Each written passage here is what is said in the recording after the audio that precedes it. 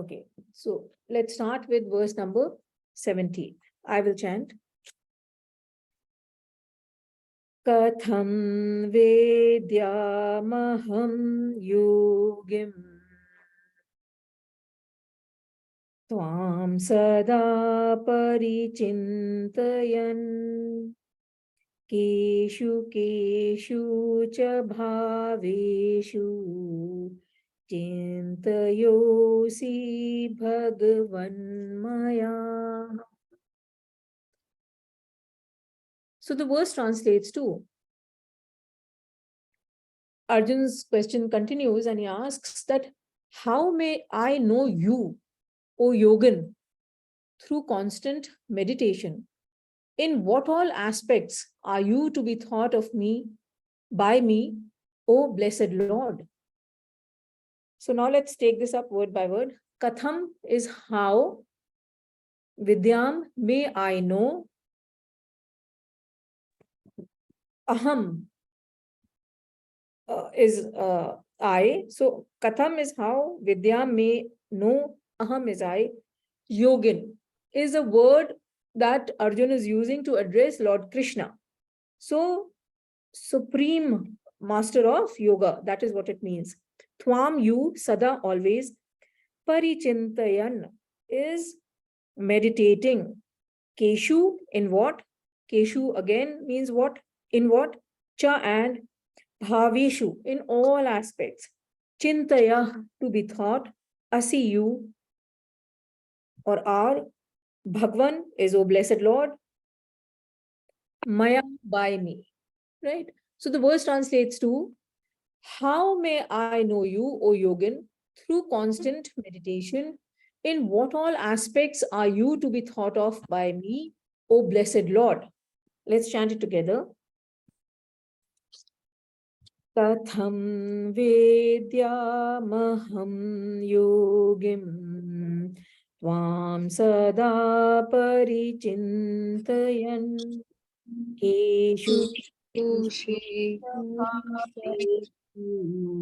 chintayosi bhagavan maya. So, see, the dilemma that Arjun is facing is what we all face. We always want to know in what all aspects or how should we meditate on God. This essentially happens because the nature of the human mind is extroverted. The nature of the human mind is that it follows the senses. So, if left ungoverned, the mind following the senses moves into the world because all the senses are actually there to perceive the world. And what happens is that because we feel a sense of void, the mind is actually looking for pleasure or happiness through these sensual pleasures. What has to be realized is that the happiness that we gain by contacting objects of the world or the sensual pleasures are finite and impermanent. So they do not actually satisfy us or satiate us. And what happens is that once that finite happiness that we are drawing from that object, from the contact with the object, the happiness goes away and now the mind wants more happiness. So you eat a mango, you savor the flavor, and once the mango is eaten, it is over. Now you are looking for more pleasure. So you either go in for another mango or you go in for something else.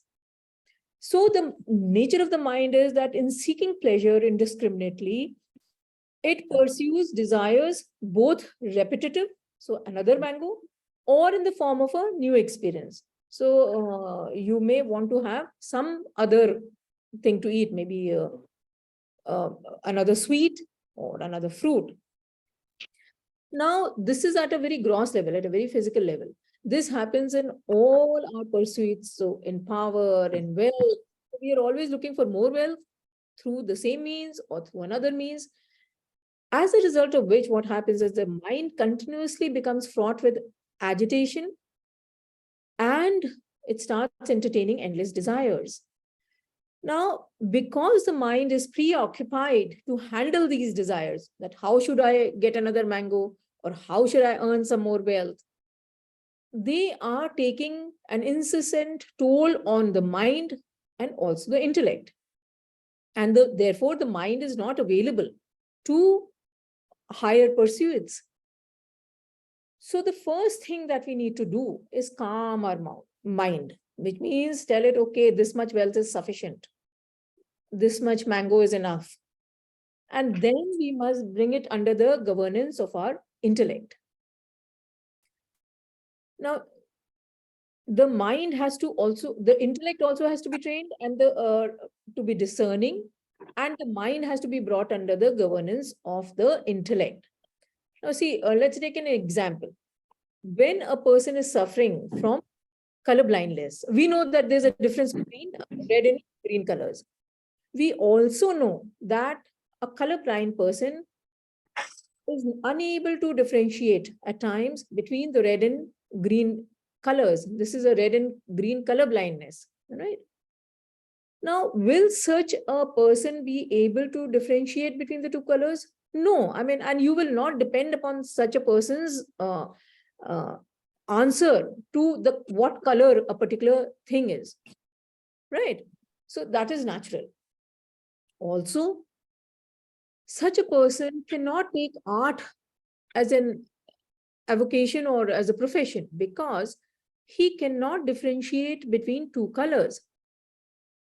Similarly, a mind which is agitated cannot differentiate between what is the correct path and what is the incorrect path, or it is mentally colorblind.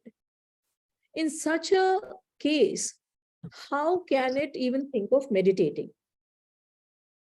Just the way a colorblind person cannot opt for art as a profession or as a subject, similarly, we with our agitated minds cannot really think of meditation.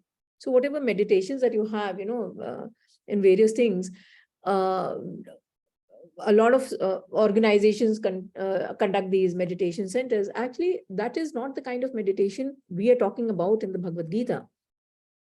To actually sit in the seat of meditation, which we did in the Dhyan Yoga of chapter 6, Krishna had listed out the internal and the external disciplines for, preparing ourselves for meditation.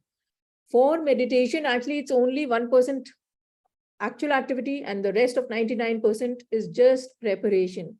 And there we had seen that, how we have to control our mind, etc., etc. So essentially, we have to train our mind to work under the aegis of our intellect, and we have to control the senses. These are the two things that we are talking repetitively throughout the Bhagavad Gita. Also, we have to sharpen our intellect so that it becomes discerning and understands that what is our obligatory duty and what is not at any given point of time. All this should be done before we can sit for meditation or be able to concentrate on the higher. Right. So Arjun now is referring in this verse to Krishna as Yogan or master of yoga, because Krishna is that supreme Brahman. So Krishna is speaking from the level of the pure consciousness in the entire Bhagavad Gita. So hence Arjun is referring to Krishna as a perfect yogin. And he is asking Lord Krishna's guidance to discipline in his mind. So he's asking, what all should I think of when I am thinking of God, so that I may be in a state of constant meditation. So that was verse number 17. Let's move on to verse number 18. Vistaredatmano yogam vibhutim cha janardana bhuya kathaya triptrihi shravanato nasti me mritam. So Arjun says, tell me again in detail, O Janardhan, of your divine yoga and manifestation, For there is no satiety in me in hearing the nectarine. Let's take this up word by word. Vistarein, in detail. Atman, yourself, you. Yogam, yoga. So Vibhutim is the opulence or the manifestation. Cha and Janardhan is the name for Krishna that Arjuna is using in this verse. Bhuya, again. Kathya, tell. Tripti, satiety or satisfaction. He, for. Shravat, hearing. Na, no. Asti is may of me. Amritam, nectar.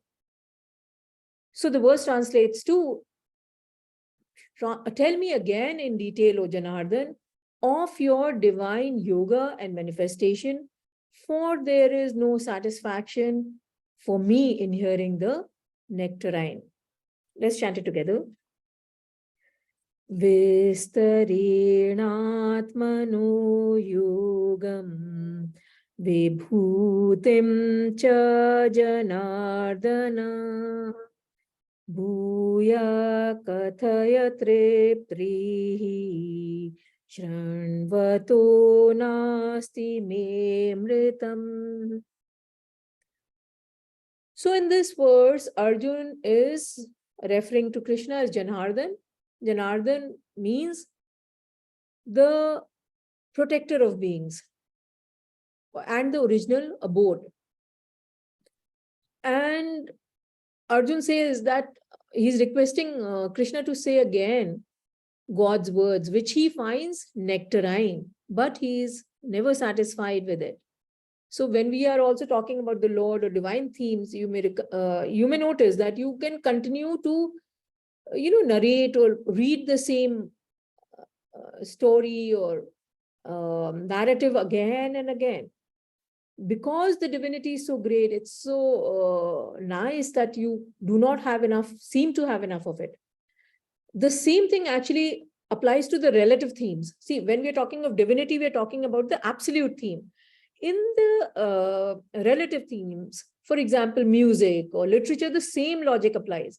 See, pop music or there are many genres of music. So rock music or pop music, you get cloyed after a period of time. Whereas if you're listening to the classical themes, you can listen to them again and again. Similarly, for literature or reading material, newspaper or magazines, you really don't, once you've read it, you don't want to go back to it. But if you're reading classical literature or nice, substantive material, you want to read it again and again, just the way we are doing the Bhagavad Gita and we are doing the Upanishads. Of course, this is that level of scriptures, but even let's say Munshi Premchand or Shakespeare, you want to read it again and again because it's so pleasurable. So we get bored with the low category or the low end of things at the very, very sensual level. But as we progress on a spiritual journey, we become more blissful and the same thing starts having more meaning for us. So Arjun in this verse is now requesting, and he's ending the question with this verse, that please detail your yoga and your manifestations. So yoga is what? Yoga is union with the self. So how Krishna is at that level where he is existing exclusively within Brahman. And Vibhuti is magnificence and opulence. So Arjun's request for a detailed description indicates his earnest desire to learn, to understand, and to gain knowledge of the Supreme. With that, let's move on to verse number 19. Shri Bhagavan Vachaha Hante Kathya Shami Devyayatma Vibhutaya Pradhanayata Kuru Shrestha Nasyanto Vistarasya Me. So the verse translates to, the Blessed Lord said, well, I will declare to you my salient divine glories, O best of the Kurus. There is no end to my detailing. Let's take this up word by word. Shri Bhagavanuvach, the Blessed Lord said, Hanta. And we'll take up this word in detail when we are discussing. Yes, or well. Te, to you. Katyashyami, will declare. I is assumed, so I will declare. Divya is divine. He indeed. Atma Vibhutya, or Atma is mine. Vibhuti is glories. So Atma Vibhutya becomes my glories. Pradhanyata is salient or main. Kurushrestha is a name for Arjun, which means best amongst the Kurus. Not. Asti is antaha, end. Vistarasya, of detailing, may, my. So Krishna says, the Blessed Lord said, well, I will declare to you my salient divine glories, O best of the Kurus. There is no end to my detailing. Let's chant it together. Shri Bhagavanuvachah Hantate Katyashyami Devyayatma Vibhutaya Pradhanyata Kuru Shrestha Nastayanto Vistarasya Me. So Krishna starts by addressing Arjuna as Kurushreshta, which means best amongst the Kurus, or the best, the chief amongst the Kuru clan. Now, the Kuru clan comprised of both the Pandavas and the Kauravas, and Arjun is now being hailed by Krishna as being the most outstanding person of the entire Kuru Vansha.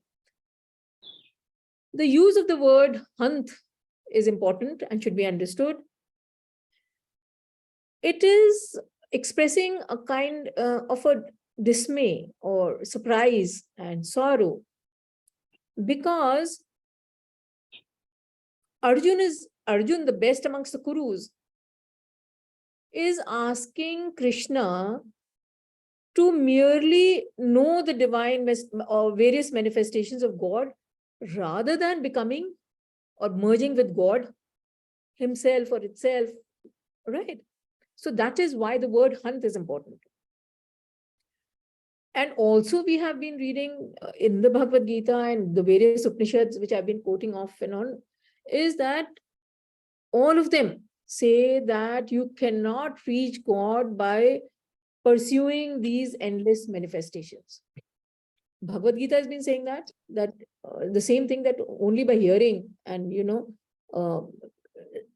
understanding these divine things, manifestations, you will not reach God. You have to make that effort. You have to sit down and meditate, actually. Kathopanishad says that the Paramatma cannot be attained by sermonizing, nor through intellect, nor by listening to a lot of discourses. Vedas refer to the God as Anant, or without an end. So the thing is that God is omniscient, omnipotent, all-pervading. It exists everywhere and in everything and in every being. But most of us miss him and we do not see it. The amount that we recognize God, see, God is never is without an end. So to perceive that endless thing is a difficult task. The amount we recognize depends upon our spiritual evolution. Now, the less evolved people who are more materialistic, let's say tamasic or rajasic, and less of sattva in them, they need a colossal expression of nature to actually start, to remember God. For example, you see the Mount Everest and you say, wow, see what God has created or how this is manifested. So they need something like that to actually think of God. A person who's slightly more progressive on his spiritual journey will find even a sunset, just watching the sunset and will find himself thinking of the glories of the God and how he's made such a beautiful sight available to us. A still advanced person will find even a leaf symbolic, showing the presence of God. So it depends upon the level of our spiritual journey, how much we have progressed. It's like telling a student of mathematics of class 4 about, let's say, the Fourier's transformation. It's not going to make sense. So, Krishna understands this. And being aware of this, what Krishna does is he starts enumerating his main glories. And now we start verse number 20. Aham atma gudakesha sarvabhutashaya sthitah aham madisya madhyam cha bhutanamant eva cha. So Krishna says, I am the self, O Gudakesh, seated in the heart of all beings. I am the beginning, the middle, and also the end of all beings. Let's take this up word by word. Aham, I, Atma, self. Gudakesh is a name for Arjun. We'll take it up in detail. Sarvabhuta Sthitah. Sarvabhut is all beings. Ashya Sthit means established in the core. So Sarvbhutya, Bhutashya Sthita means seated in the core of all beings. Aham, I, Adi is beginning, Cha and, Madhyam is middle, Cha and, Bhutana of all beings, Ant is end, Ev also, Cha and. So Krishna says, I am the self, O Gudakesh, seated in the core of all beings. I am the beginning, the middle, and also the end of all beings. Let's chant it together. Aham atma gudakesha sarvabhutashaya sthitah aham adishya madhyam cha bhutanamant eva cha. So now Krishna starts analytically depicting or describing Brahman's supreme manifestations. So the statement he's making is that God is the self functioning in the core or the heart of all beings. Upanishads say the same thing. And normally when an answer is given in the traditional Indian style of oral communication, the grandest or the highest declaration is made first, and Krishna is following that example. With this kind of a declaration, what happens is that the master is addressing all kinds of students, but he's addressing the highest grade of students. And also the master is acknowledging the effort that the students are putting in on the discipline that they are pursuing. Now, the highest grade of students will actually immediately absorb what is being said when you make a grand statement. And therefore, they do not need more explanations. So this is how the knowledge was transmitted. So we would start in a top-down approach, starting with the grandest and then move to the detailing if required. So therefore, if you see, even our scriptures are in that form and we pursue them in that manner. So for example, the Vedas comprise of everything. Upanishads are very, very indicative. They make mostly, they talk at a different level, which is at the more, where you know a lot of things. I mean, you're not involved in the world. Bhagavad Gita is a more detailed text, which is suitable for people moving around in the world or who are more active. Upanishads are for people who are more contemplative or who are, way ahead on the path of their spiritual journey that we were just talking. Now, Gudakesh is a name that Krishna is using for Arjun. It means one who has conquered sleep. So Arjun was always alert and dynamic. So that is why Krishna is referring to Arjun as Gudakesh. Now, the other import is that external dynamism is of little use if we are internally or asleep or spiritually asleep, right? So that is the other import.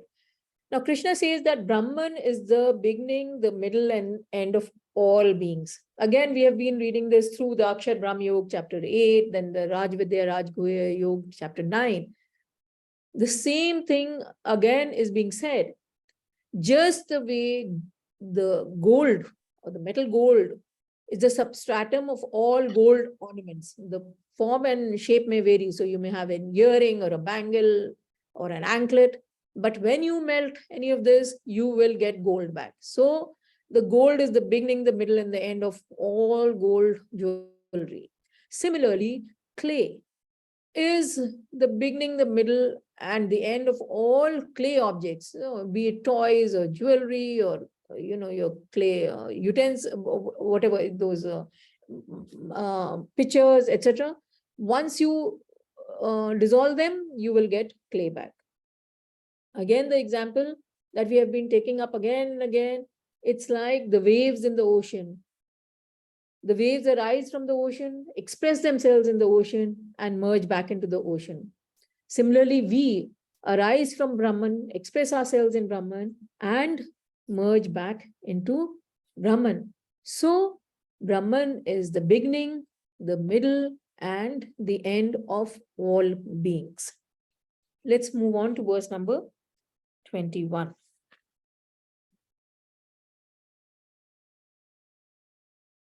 Adityanamaham Vishnu Jyotirtisham Ravirshuman Marichirmarutamasmi Nakshatranamaham Shashi. So he goes on, Krishna goes on to say that of the Adityas, I am Vishnu. Of luminaries, the radiant sun. I am Marichi of Maruts. Of constellations, I am the moon. Let's take this up word by word. Aditya Nam. Aditya is a name, Adityas, and Aditya Nam becomes of the Adityas. Aham, I, Vishnu, I am Vishnu. Jyotisham, of the luminaries or the luminary bodies. Ravi, sun. Anshuman, radiant. Marichi is a proper noun. It's a name. We will take this up during the discussion. Marutam, of the Maruts or the wind gods. Okay. Asmi, am, implied is I. So Asmi becomes I am. Nakshatranam is of the constellations of the nakshatra. Aham, I, Shashi is moon. Okay. So the verse is translating to of Adityas, I'm the Vishnus. Amongst the luminary bodies, I'm the radiant sun. I'm the Marichi of the Maruts. And amongst the constellations, I am the moon. So let's chant it together. Aditya namaham Vishnu Jyotirtisham Ravirshuman Marichir Marutamasmi Nakshatranamaham Shashi. So now the most spectacular manifestations are being presented by Krishna. So the first set. Aditya Namaham Vishnu, or amongst Adityas, I am Vishnu. Now, goddess Aditi is the mother of the 12 Adityas, or the sun gods. Okay. So the first mention of goddess Aditi is in the Rig Veda. And the 12 Adityas are Dhata, Mitra, Aryama, Rudra, Varun, Surya, Bhag, Vivaswan, Push, Savitaha, Twashtaha, and Vishnu. So you may research this, you will have more details on Google, all information is available. But the import is that the Aditya actually represent illumination or light, and they enliven and enlighten the world. Also, they, in that sense, they enliven and enlighten our mind with knowledge. So that is the implication. Also, when we are talking about the 12 sons of Aditi, as 12 sons also, S-U-N also, they represent the 12 months of the year. And therefore, they also become the controller of the world. Because, see, when we have the seasons, they kind of protect us. It's like if you were having, heat all the time, you will find it impossible to live. Or if you had freezing cold all the time, it's very difficult for life to sustain. So the changing positions of the sun, or actually the earth is revolving around the sun, but as the earth is revolving, we are seeing different phases of the sun, or we are at a different inclination, right? And Upanishads clearly mention the sun as being the protector of beings, because the world is governed by by its movement around the sun. And amongst these 12 sons of Aditi, Vishnu is considered the best.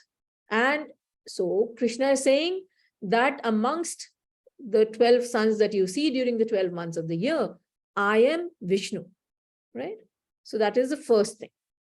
Then he goes on to say that amongst the luminaries, I am the radiant sun. So whatever is shining in the sky, for us, the sun is the most brilliant. So now, as Krishna is giving his vibhuti, or his opulence, magnificence, Krishna is saying that of all the lights that shine in the countless universes that we may have, the sun is the brightest in all the solar systems for us.